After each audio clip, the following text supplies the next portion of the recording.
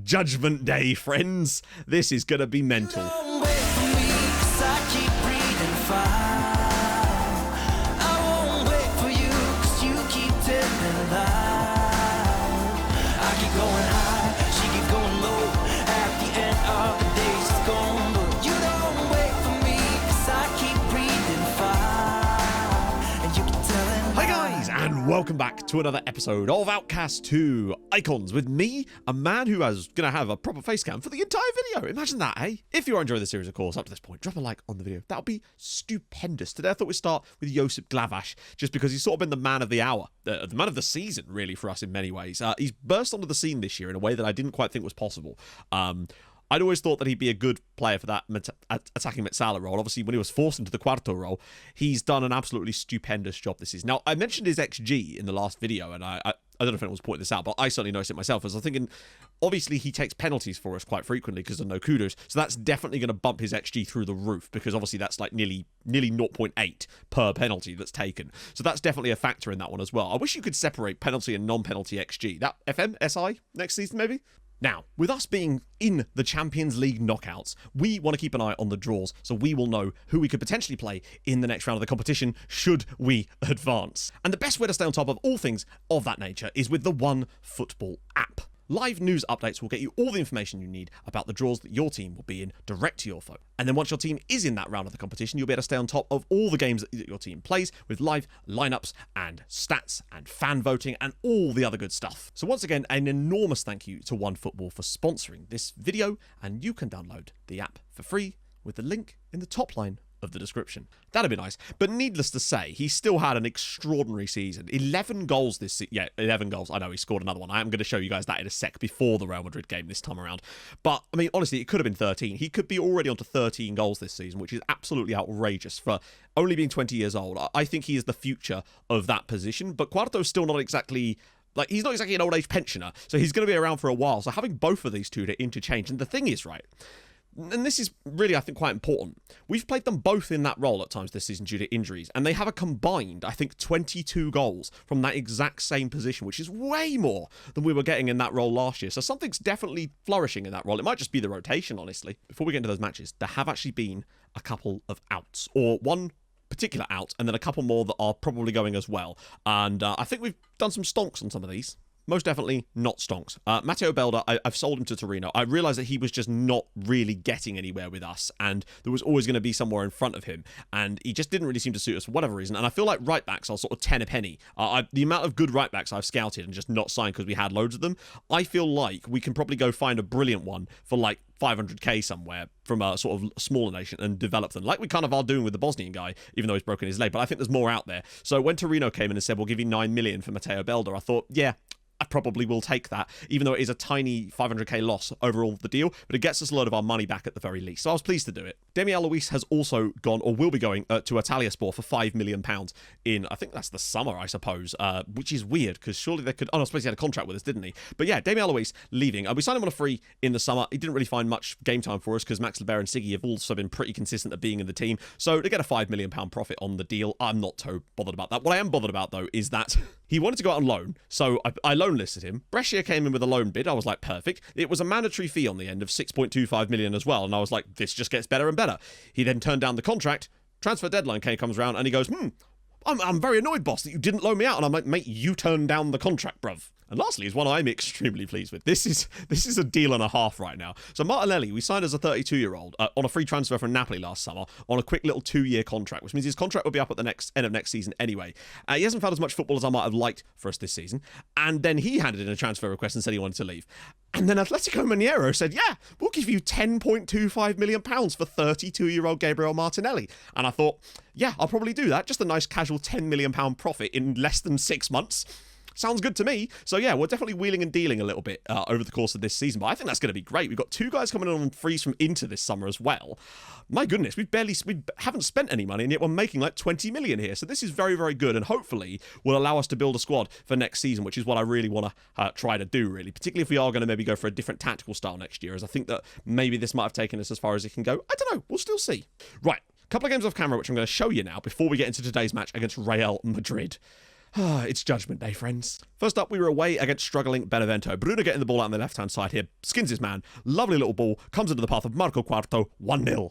Just nice to see him back in the team and scoring goals, really, isn't he? He's just a lovely, lovely man. And yeah, with a better side, defensively pretty stable in this game, but not superb from an attacking standpoint by any means. So I then started to have a little look at some of the ways that we used to play back in the early stages of this tactic when it sort of evolved throughout the save. And I wondered if there was something we could take from that. So I tried something in the next game and I mean, it worked, I think. As we hosted Roma, a big one. We won away somewhat fortuitously, but this was just great work. Candido getting the ball here, dropping it across to Glavash, bottom corner, bam, 1-0 Sassuolo with Glavash's 11th goal of the season. Him and Quarto tied on 11 is crazy. Then in the 29th minute, Granados with the ball in, Milivojev's header, 2-0 to the Sassy boys on 30 minutes. Then we made a mistake, unfortunately. I had a sort of a throw-in setup that I was using that I'd forgotten to take off, and unfortunately it cost us on the break as Aslan made it 2-1. But it needn't have mattered, as we were just very good in this game. Yeah, I mean, look at this, though. This chance here.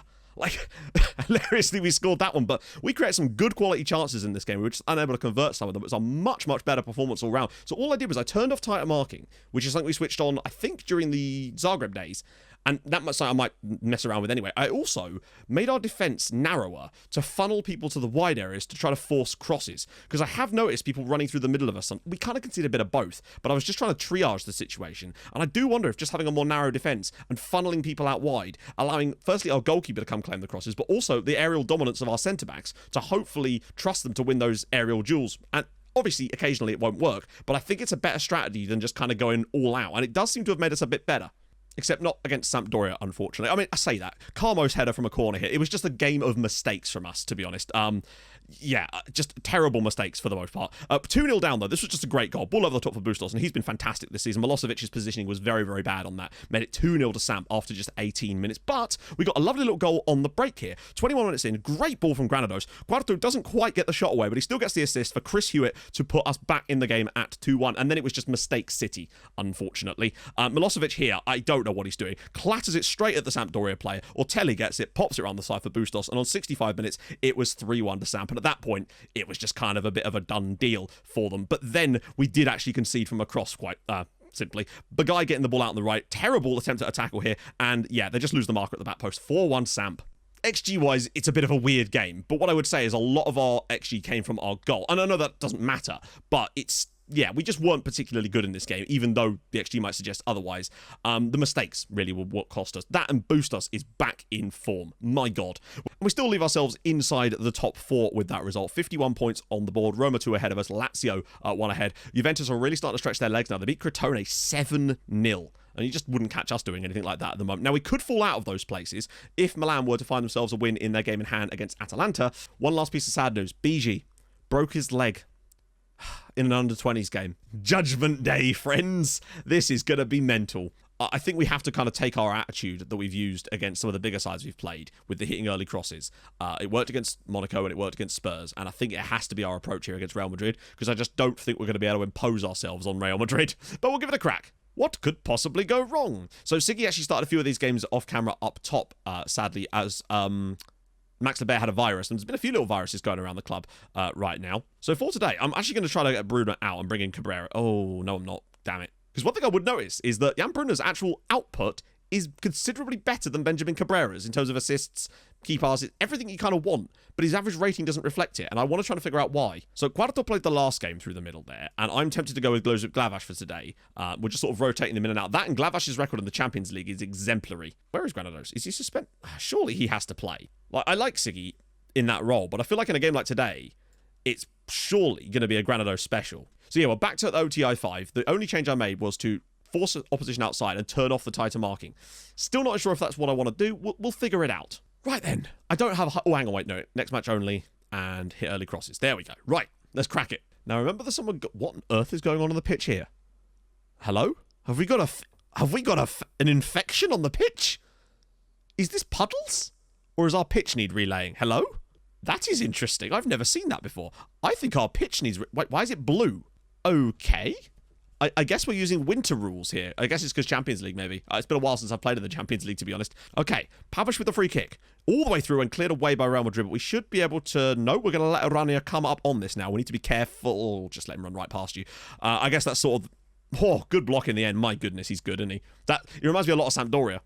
I guess it must be that there was snow, but the snow is no longer falling, so there's just patches of snow on the pitch. Very interesting. Either that, or... I'll tell you what it is. Dinko Pavlich has been on his lawnmower again. That's what it is. He's just done an absolutely woeful job. Remember, this Real Madrid team scored 18 goals in just two. They beat Ajax 10-0. What a save from Milosevic. They beat Ajax 10-0, and I think it was Olympiacos 8-1. I want to try and force them to shoot from the edge of the box. The car's in there, and it's another brilliant save from Peter Milosevic. Down this left-hand side, through the gravel trap. That will have slowed him down slightly. To Nathan Carr.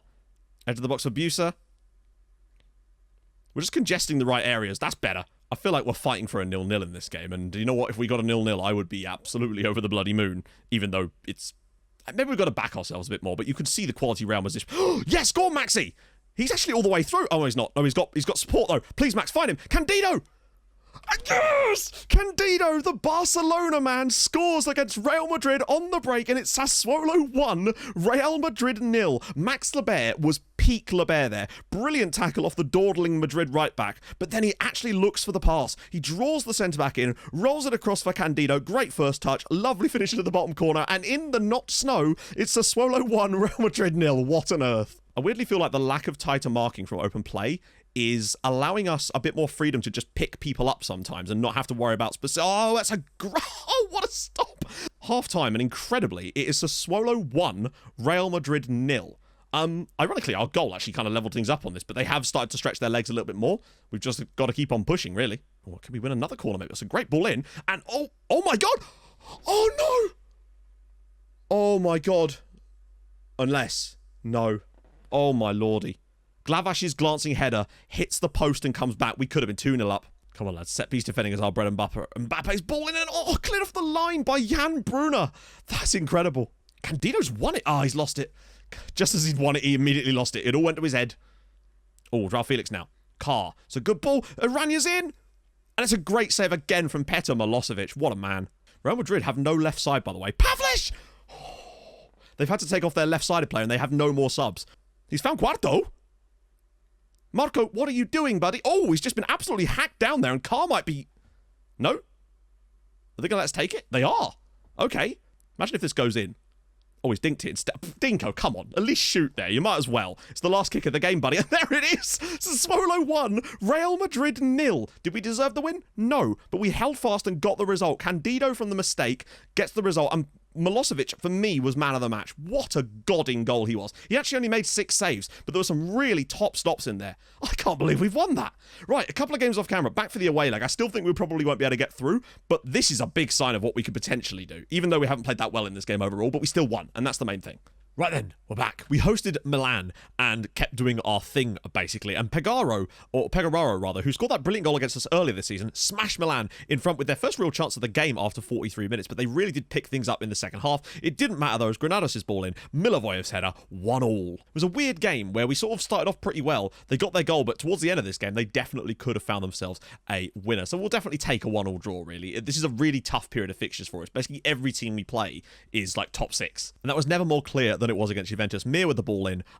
Good initial stop, but unfortunately open net for Gianarelli puts Juventus a goal up on the 40th minute. And then before half-time, unfortunately, more sort of a discombobulation in the back line. Ganella's ball across, and the goalkeeper's on the ground for 2-0. We were just very bad in this game. Juventus are insane. I think they've won 8 in a row in the league now and are looking very good to win this title.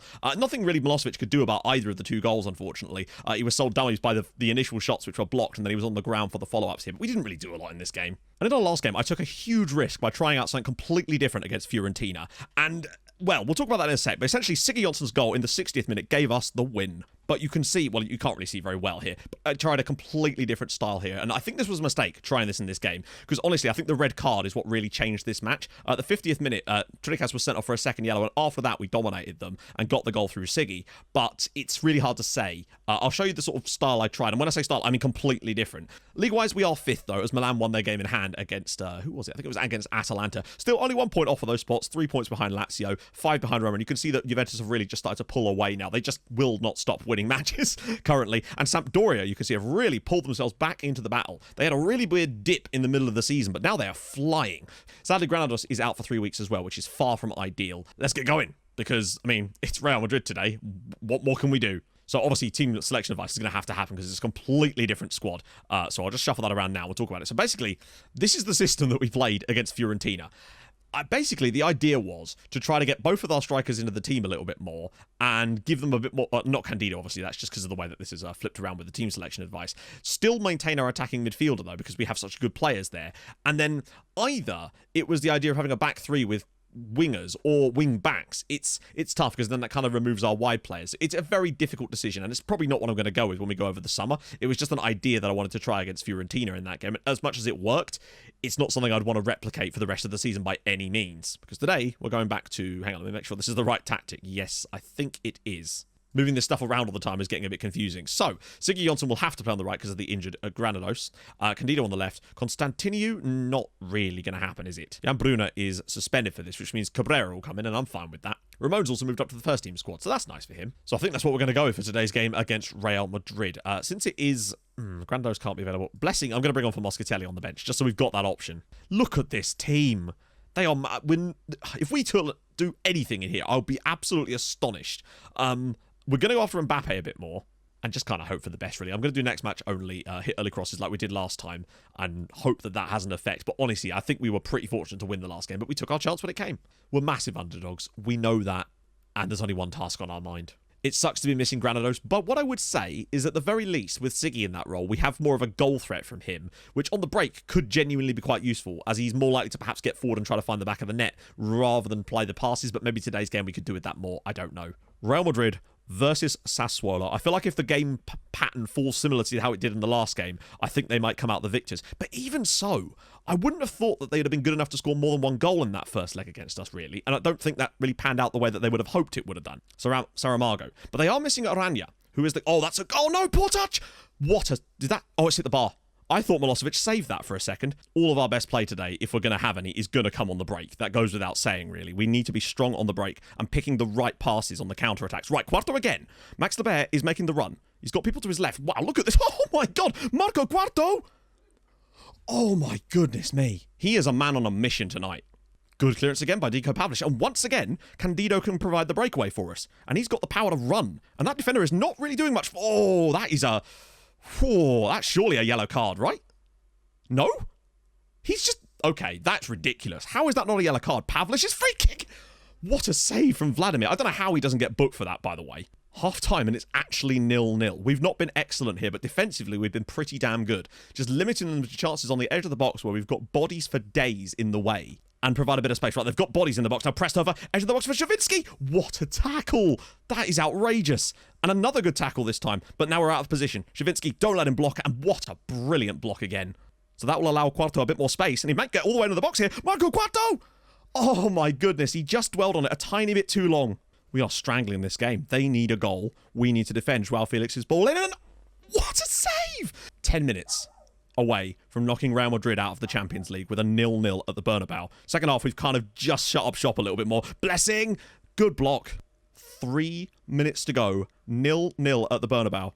Dembele. Oh, he's got past him. Ball in car. Blocked. Russil. Oh, there's so much space. Oh. We lasted nearly 2 full games without conceding to Real Madrid.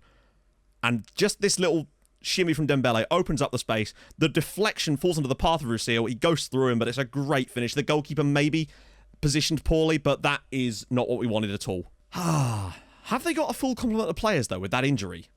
I mean, they deserve the equaliser. It's just, goddamn, we were so close. Extra time against Real... I mean, even if we go out now... Oh, God, it's so close as well. We would have taken Real Madrid to extra time in the Champions League, which is ridiculous, as Lebert's got a bit of space now. A rare bit of space. Siggy Jonsson as well, and has been fouled by Joao Felix. Half time in extra time. We go again. 5 minutes to go in extra time. Ball through, won by Uriarte. Lebert picks it up. Oh, that's a nice ball. Hang on, there's a run. Oh, please, there's got to be the correct pass here. There is! Josip Glavash! Oh, he was just blocked off by the defender. Glavash made one of those Glavash-esque runs, and it nearly came off for him. Right, we need a big header here from Milivojev, and we find it. I mean, they're tired, we're tired, everybody's tired. Blessing, though. Look at the space through the middle. Glavash is in! Lebert! Oh, no! Oh, he's offside. He's offside. We have got seconds between us and penalties. Oh, my God. Right. Okay. Oh, Josip Glavaš, our designated penalty taker, stepping in, and it's scored. He's missed his last couple, but he scored that one. Joao Felix now against the young Bosnian. And it's saved! Milosevic with the penalties. He had some brass balls to just stand there and be like, no. Blessing Rahiri Harimanana, and it's hit the post. Has our dream just disappeared? Nathan Carr now for Real Madrid, and he scores, and we're leveled up. And it's a great effort, actually. Gives us back the lead here. The pressure is back on Real. Rusil, the scorer of the equaliser for Real Madrid. Can he put it past Milosevic again? And he does. Mihailo Milivojev, centre-back extraordinaire. And it's a great penalty from him. That was like Harry Maguire-esque. Huge pressure on Real now. Saramago. Can Milosevic stop it? Yes! Milosevic with the save, and that was one hell of a stop. Right, we have 2 opportunities to win this now. If we score the next one, we're through. If they miss their next one, we're through. Who is the man taking the penalty? I think it's Siggy. It is. It's Stimir and Sigurd Jonsson with a chance to put us into the Champions League quarterfinals from the penalty spot. I can't even look. Siggy, show me that quality that you've shown at this club from time to time. And he scores! And we're through. We've knocked Real Madrid out on penalties. Come on. That is incredible. I know he scored his penalty there, but the thing is, Milosevic is the hero, having saved 2 in the shootout, the youngster. Oh my God. I can't remember the last time I had a penalty shootout in the Champions League. We got £9 million for that. 9 million quid was our reward for that game. I honestly wasn't expecting this. I just figured we'd be doing the league for the rest of the season, and that's actually almost why I didn't react quite so devastated when they equalised. Obviously, I was unhappy, but I kind of expected that we would lose, and we did, but we still went through. So, next episode is going to be the Champions League quarter-finals with Sassuolo. Incredible. We've got a lot of winnable games in the league in there as well, which would hopefully see us return to a bit of form there going into it. Don't know who will play, but I can't wait to find out. Anyway, if you've enjoyed this episode, I really hope you have. Apologies if it's been a bit of a long one. It's just I did not expect it to run as long as that. Drop a like. That'd be awesome. If you're new to the channel, subscribe. That'd be stupidly good as well. I stream on Twitch on Tuesdays, Thursdays, Saturdays. Go follow there too. And I'll see you guys tomorrow for the Champions League quarterfinals. Unbelievable. Hold your gun. Capybara. Bye-bye.